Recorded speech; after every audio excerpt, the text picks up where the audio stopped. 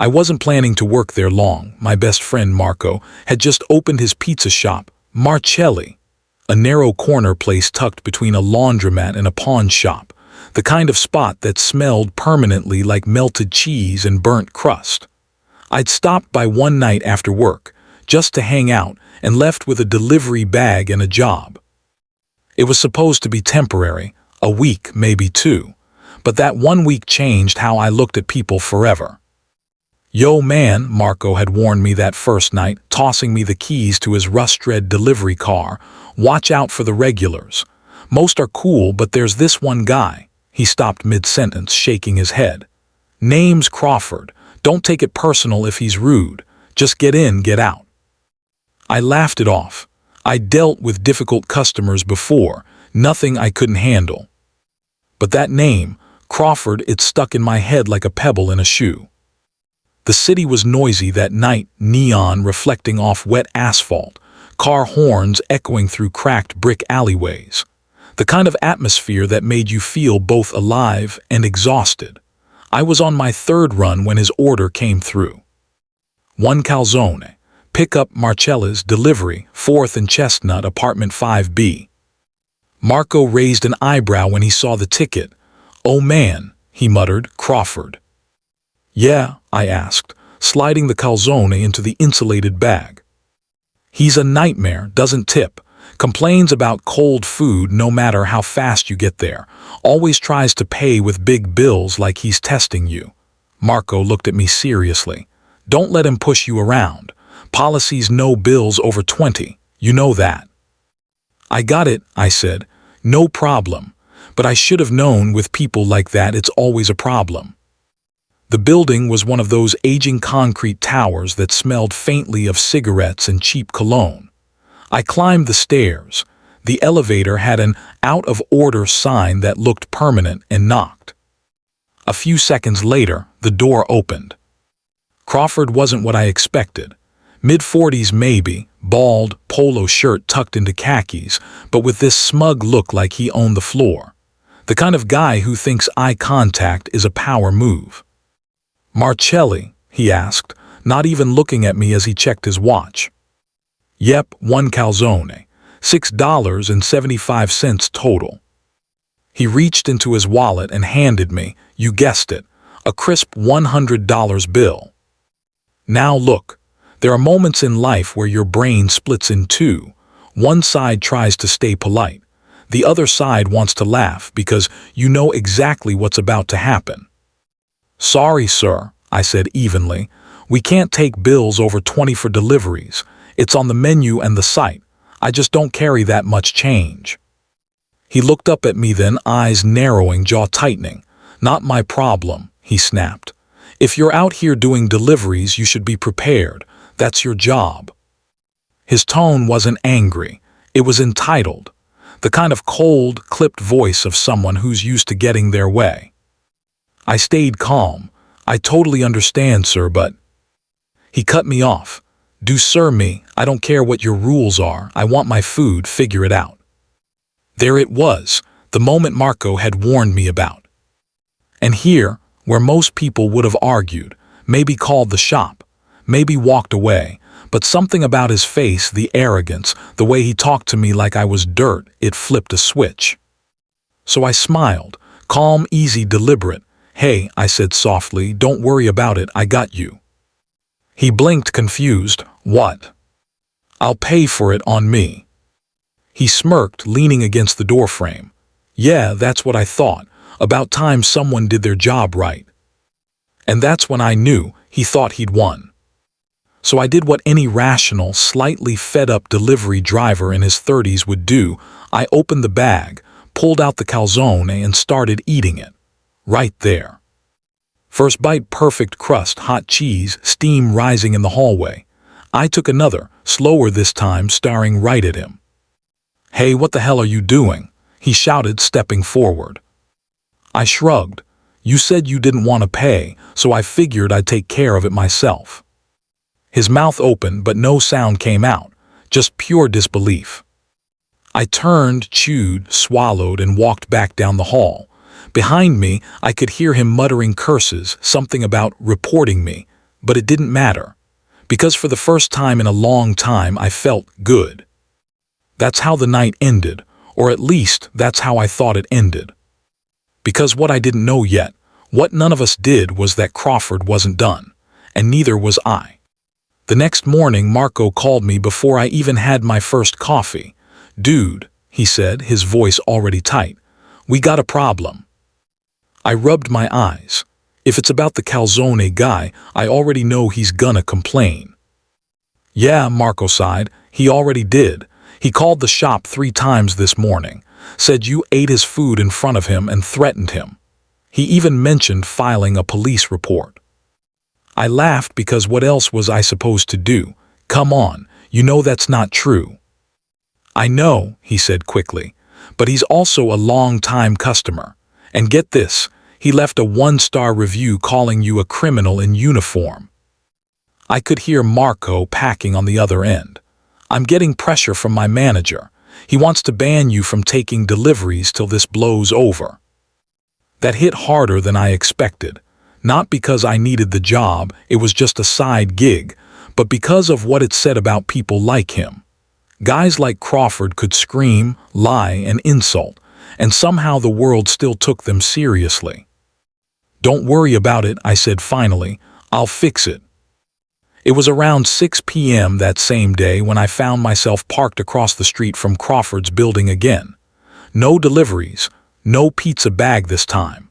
Just me, sitting in Marco's beat-up Honda, watching that cheap-lit apartment window like it owed me something.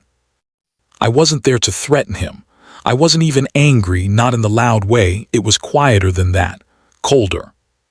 Because I realized something. He didn't just want free food, he wanted control. He wanted to make someone like me, a guy just trying to get by, feel small. And I'd given him that power once already, not again. When I walked into the shop the next day, Marco was sitting by the register flipping through the order slips. "Good news," he said. "We're back to normal. Crawford ordered again." I raised an eyebrow. "After everything?" "Yeah, guess he thinks you're gone. It's a big order too. Delivery to the same address." He looked up, half grinning. "You want me to send someone else?" I shook my head. "No, I got it." The second I saw his name on the ticket, something in me clicked. He ordered 2 pizzas, a sub, and another calzone. $40 even, prepaid online, which meant, and this is key, he couldn't use cash as an excuse this time. But the thing about online payments, you can't pay extra for kindness. You can't tip respect into a machine. I left the shop a little early that night, made the deliveries on my route, then headed to his building last. When he opened the door, that same smug grin was waiting. "Well," he said, "you're still here. Didn't expect that." "Yeah," I replied evenly. "Guess I like the job." He eyed the bag in my hands like it was a trophy.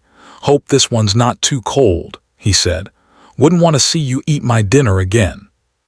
There it was, the triggering quote. The one that flipped the story from a funny moment to something else entirely.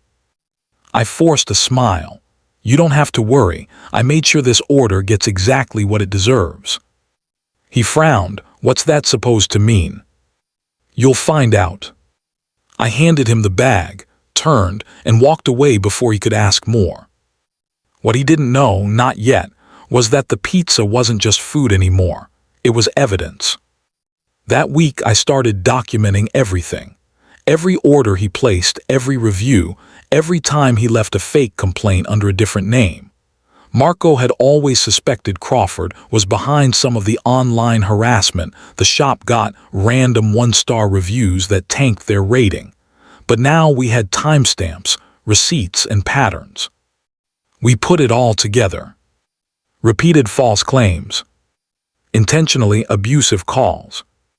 Harassment of drivers, me included. Threats to report the shop unless he got discounts. And then came the kicker. Marco's cousin worked for the city's local small business bureau. He'd seen Crawford's name before. Apparently, the guy had pulled this same scam on 3 other restaurants, intentionally provoking staff, refusing payment, then writing slanderous reviews until he got refunds, sometimes even free meals to make up for the experience. It wasn't just rudeness, it was extortion, small scale but consistent. That's when we decided enough was enough. Our revenge wasn't fast, it wasn't loud, it was methodical. While Marco handled the paperwork and reports, I played my part, pretending like nothing had changed, delivering with a smile, taking the heat, letting Crawford think he was still the king of the block. What I didn't realize then was how far he'd go once he sensed he was losing control. Because when people like him start slipping, they don't go quietly, they drag everyone down with them. There's something strange about revenge. At first, it feels electric, like plugging yourself into power you were never supposed to have. But after a while, it changes flavor. You start to wonder what kind of person you're becoming while you're waiting for the other person to fall. I was learning that in real time. It had been 2 weeks since the calzone incident. Crawford still ordered from Marcella's, mostly because we were the only late-night joint that delivered in his area. But he was quieter now. Too quiet. No complaints, no phone calls, no one-star reviews, just silence. And that silence felt wrong. Then one night just past closing, Marco waved me over. Check this out. He turned the shop's laptop toward me. There, in our email inbox, was a message from the city's food service inspection office. Subject line: anonymous complaint, health violations at Marcella's Pizza. Attached were a series of photos, or at least blurry images pretending to be ours. Moldy cheese, dirty prep counters, even what looked like bugs near a sink. Except none of it was real. We recognized the background immediately. It wasn't even our kitchen. Let me guess, I said quietly. Crawford. Marco nodded, his jaw tight. Who else? The complaint had triggered an official inspection. We'd have to shut down temporarily, clean everything, and prove the images were fake. Even though we were clean, that kind of public mark could ruin a small shop. This wasn't just about ego anymore. He was trying to destroy us. For 2 nights I couldn't sleep. I just kept replaying his face in my head, the smirk, the tone, the way he said figure it out like he owned the world. That's when something shifted in me. This wasn't about food anymore. It was about people like him thinking they could bully everyone else into submission and get away with it. So I started planning. I knew Crawford's habits by now. He ordered on weekends, always late, always the same time. Around 11:30 p.m. that's when he felt safest, like the night itself protected him from consequences. So I used that. We installed a small GoPro camera in Marco's car, hidden, silent, wide-angle. I recorded every second of the next delivery to Crawford's address. This time, I wasn't there for a confrontation. I was there for evidence. Sure enough, the pattern played out like a script. He opened the door, immediately complained about the food's temperature, and demanded a refund. "Sir," I said calmly, keeping my tone polite but firm, "it was just prepared. I left the shop 3 minutes ago." "Doesn't matter," he snapped. "It's cold, I want it replaced, or I'm filing another complaint." His words were a threat disguised as entitlement, the kind of manipulation you almost miss if you're not looking for it. "Of course," I said, smiling faintly. "I understand completely. Could I just get your name for the report?" He blinked. "You know my name." "I do," I said, "but this is for the official record." That hesitation, that half-second of suspicion, was everything. The camera caught it all. His tone, his body language, the pattern of intimidation. He slammed the door in my face, but the footage was enough. The next morning, we compiled everything. Every review, every false complaint, every recorded delivery, all under his name and address. Marco's cousin helped file it with the city's fraud unit, who handled harassment and business defamation cases. For the first time, we had the power. But here, where the moral conflict kicked in, I wanted to confront him personally.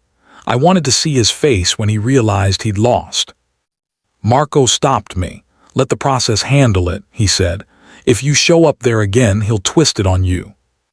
He was right, but part of me didn't care. Because when you've been humiliated by someone like Crawford, justice doesn't feel complete until you look them in the eye. A few nights later, fate handled that for me. I was closing up when a police cruiser pulled into the alley behind the shop. One officer stepped out, looked around, then approached me. "Are you the delivery driver from Marcelli?" "Yeah," I said slowly. He nodded. "We've been investigating a harassment report. The guy, Crawford, he filed multiple false claims under different names. Turns out, he's been doing this to over a dozen restaurants in the area." He handed me a small folder. Inside were printed screenshots of his accounts, complaint logs, and a note. "Case under review, business restitution pending." I stared at it speechless. "He's being charged with fraud and harassment," the officer added. "You guys just made it a lot easier for us." That night, I walked home through the city's noise, my breath fogging in the cold air, my hands still trembling from the adrenaline. I thought I'd feel satisfied. Instead, I just felt empty. Because revenge is strange like that, it burns hot, then leaves nothing but quiet behind. But that quiet didn't last long, because 2 days later, Crawford showed up at the shop in person. And he wasn't there to apologize. I was mopping the floor when Marco called from the front. "Hey man," he said quietly, "don't freak out, he's here." I froze. "Who?" "Crawford." The mop handle nearly slipped from my hands. I walked out to the counter and there, he was standing in the doorway like a storm that had lost its thunder. His face was tight, eyes red, a plastic folder clutched under one arm. For a split second, I thought he might actually apologize. He didn't. "You think you're clever, huh?" he said, stepping forward. "You and your little camera trick, you ruined my name." My voice came out steadier than I expected. "No, you did that yourself." He slammed the folder down on the counter. Inside were printouts of the city's fraud report, the same one we'd filed. "You called the cops on me over pizza. You think this makes you a hero?" I didn't answer. I just looked at him, really looked at him. Beneath the arrogance, he looked tired. The kind of tired that comes from living a life built entirely on control. "What do you want, Crawford?" Marco asked calmly from behind me. "I want this taken down," he snapped, jabbing a finger at the papers.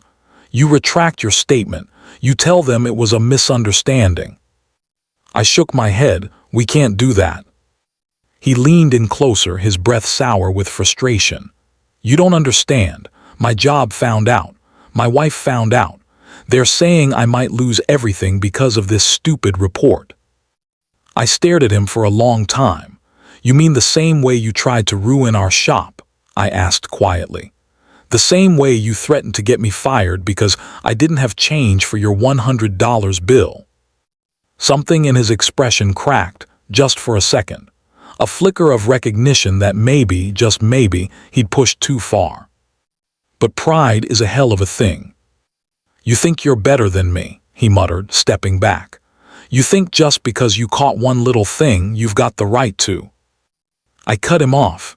"No, I don't think I'm better. I just stopped letting you walk all over people. There's a difference." The silence after that was heavy.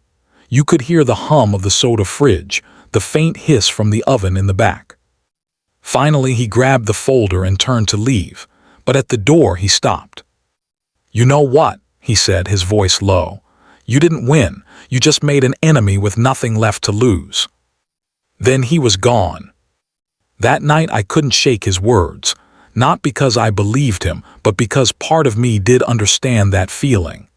The desperation, the fear of losing control, the emptiness behind all the noise. It's funny how easily the line between him and me had blurred in my mind. But I didn't have long to dwell on it. The next week the city called. Crawford's case had gone through faster than anyone expected. Turns out, He'd been blacklisted by multiple restaurants, and our report was the one that connected all the dots. They'd charged him with business harassment and falsifying complaints for financial gain. Apparently, he'd been getting refunds from dozens of places for months. And then came the part that hit me harder than any punch he could have thrown. He'd also been fired from his company. The fraud record had reached his HR department. Full justice, clean, final. Marco handed me a check 2 days later, a portion of the restitution the city ordered Crawford to pay the businesses he'd targeted. For the trouble, Marco said, sliding it across the counter. I stared at it for a long time. The number wasn't huge, but it was enough. Enough to remind me that sometimes the world does even the score, even if it takes the scenic route. I didn't cash it right away. For a few days I kept it in my glove box, driving past Crawford's building on my way home. The blinds were closed now. No light in the window. No noise. Just silence. You'd think that'd be the end, right? But life never ends clean. About a month later, Marco got a letter in the mail. It wasn't signed, but we both knew who it was from. Inside was a short note. Maybe I deserved it. Maybe I didn't, but you'll never forget me. Enjoy your justice. No threats, no name, just that. Marco wanted to throw it out. I didn't. I took it home, pinned it on my fridge, not as a trophy, but as a reminder. Because the truth is, revenge doesn't erase what happened. It doesn't heal the bruise someone leaves when they make you feel small. But sometimes it evens it. It teaches people like Crawford that there are limits, lines you don't cross without consequence.